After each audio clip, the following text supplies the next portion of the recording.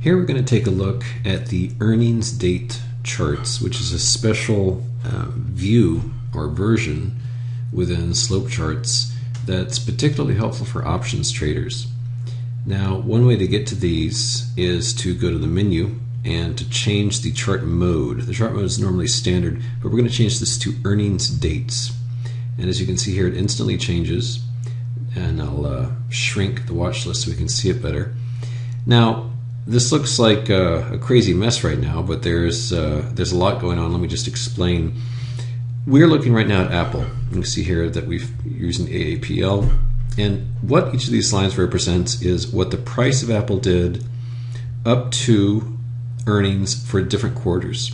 So over here on the left, you can see different earnings events. September 2006, December 14, 2006, and so forth. And I can click on each one of these and you can see the price action of these quarter by quarter. Now, what's going on here is that the 0 day right here is the day of earnings. And back here, negative 20 is 20 days, that is 20 trading days before the earnings announcement. And over the course of time, quarter to quarter, you can see that the price action varied quite a bit, but the average, which is emphasized in black here, is what's illustrated. So you can find out if a stock tends to increase as the earnings date gets closer and closer, or tends to decrease, what have you. Let's look at a couple of other examples.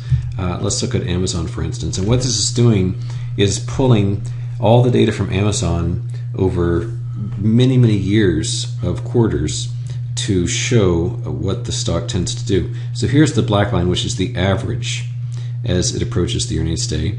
And as you can see here, some quarters are more dynamic than others. And what we can see here is that, no surprise, there's a rather violent move after the 0 day mark, because Amazon tends to either gap up or gap down.